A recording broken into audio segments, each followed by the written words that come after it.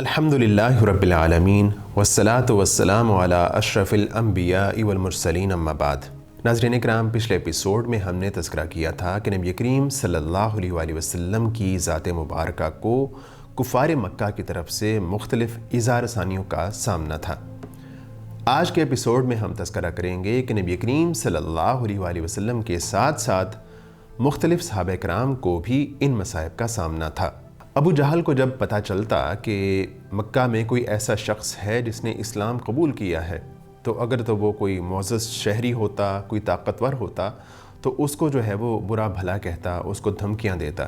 لیکن اگر اس کو پتہ چلتا کہ کسی غریب شخص نے، کسی کمزور آدمی نے اسلام قبول کیا ہے، تو اس کے پاس جاتا اور اس کو مارتا، پیٹتا۔ اس کے علاوہ حضرت مصعب بن عمیر رضی اللہ عنہ بڑے ہی ایک لگژری لائف انہوں نے گزاری تھی، ایک امیر کبیر گھرانے سے تعلق رکھتے تھے، بڑے ناز و نام میں پلے تھے۔ لیکن جب انہوں نے اسلام قبول کیا اور ان کی والدہ کو ان کے اسلام کی خبر ملی، تو انہوں نے ان کا پینا اور کھانا بند کر دیا۔ اور حضرت مصعب بن عمیر جب ان کو اس طرح کے ظلم و ستم کا سامنا کرنا پڑا، ان حالات کی شدت سے وہ اس طرح کمزور ہو گئے اور ان کی کھال اس طرح ہو گئی جس طرح کہ سانپ اپنی کینچلی چھوڑتا ہے۔ حضرت بلال رضی اللہ عنہ جو کہ امیہ بن خلف کے غلام تھے، انہوں نے اسلام قبول کیا تو ان کو بھی طرح طرح کے ظلم و ستم کا سامنا کرنا پڑا۔ ان کا آقا، ان کا مالک امیہ بن خلف ان کی گردن میں رسی ڈال دیتا اور کفار مکہ کے کچھ نوجوانوں کو وہ رسی تھما دیتا، اور وہ اس رسی کو لے کے بلال رضی اللہ عنہ کو پورے شہر میں گھماتے رہتے، ان کو دھوپ میں بٹھا دیتا، ان کا کھانا پینا بند کر دیتا۔ اور جب دھوپ اور تپش اپنے عروج عروج پر ہوتی، اور آپ جانتے ہیں کہ مکہ کی گرمی کس قدر زیادہ ہوتی ہے، گرمی اپنے عروج پر ہوتی، تو بلال رضی اللہ عنہ کو دھوپ میں لٹاتا اور ان کے اوپر پتھر رکھ دیتا، اور بلال رضی اللہ عنہ سے کہتا کہ تم معاذ اللہ محمد کے بارے میں کچھ غلط کلمات بولو، یا تم نے اسلام قبول کیا ہے اس کو چھوڑ دو۔ تو بلال رضی اللہ عنہ اس قدر شدید مصائب کے باوجود اپنی زبان سے احد کے الفاظ نکالتے رہتے۔ ایک روز جب اسی طرح کے ظلم و ستم کا ان کو سامنا تھا، تو ابو بکر رضی اللہ عنہ ان کے پاس سے گزرے، تو ابو بکر رضی اللہ عنہ نے ان کو 200 درہم یا 280 درہم کے بدلے میں خرید کر آزاد کر دیا۔ حضرت عمار بن یاسر رضی اللہ عنہ کے ہاؤس ہولڈ کو، پورے خانوادے کو بہت زیادہ ظلم و ستم کا سامنا کرنا پڑا۔ خود حضرت عمار بن یاسر رضی اللہ عنہ، ان کی والدہ، ان کے والد کو کفار مکہ نے قید کر لیا، اور جب دھوپ اپنے عروج پر ہوتی تو ان کو لا کر پتھروں والی جگہ پر کھڑا کر دیتے اور ان کو ظلم و ستم کا نشانہ بناتے۔ اور اسی طرح کے ظلم و ستم کی وجہ سے حضرت عمار بن یاسر رضی اللہ عنہ کے والد یاسر رضی اللہ عنہ انتقال کر گئے۔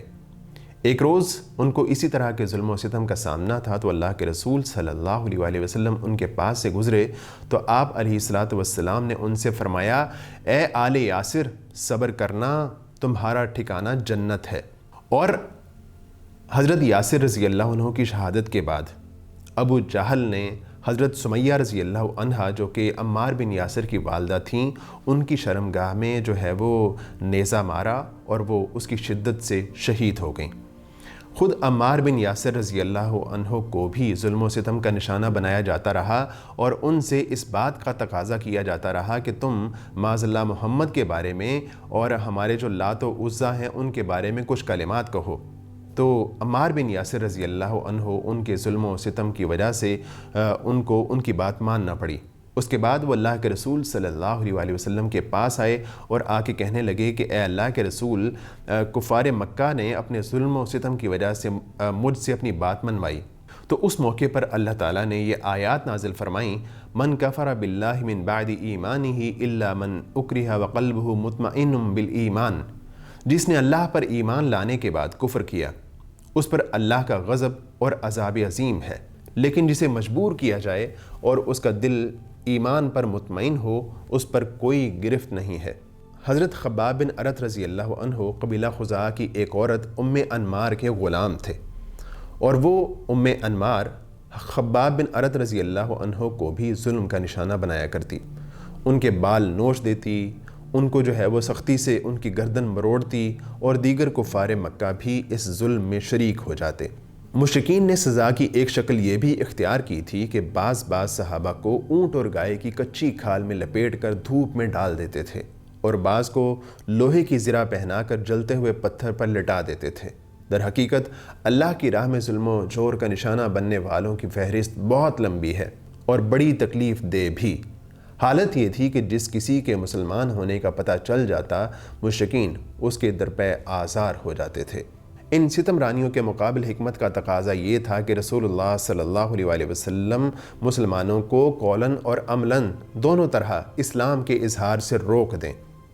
اور ان کے ساتھ خفیہ طریقے پر اکٹھے ہوں، کیونکہ اگر آپ صلی اللہ علیہ وسلم کے ساتھ کھلم کھلا اکٹھا ہوتے تو فریقین کے درمیان تصادم ہو سکتا تھا،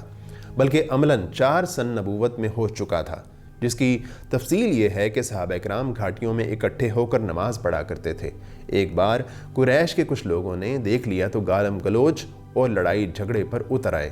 جواباً حضرت سعد بن ابی وقاص رضی اللہ عنہ نے ایک شخص کو ایسی ضرب لگائی کہ اس کا خون بہہ پڑا، اور یہ پہلا خون تھا جو اسلام میں بہایا گیا۔ لہٰذا حکمت کا تقاضا یہ تھا کہ کام پس پردہ رہ کر کیا جائے۔ چنانچہ عام صحابہ کرام اپنا اسلام، اپنی عبادت، اپنی تبلیغ اور اپنے باہمی اجتماعات سب کچھ پس پردہ کرتے تھے۔ البتہ رسول گرامی صلی اللہ علیہ وسلم تبلیغ کا کام مشرکین کے روبرو کھلم کھلا انجام دیا کرتے تھے۔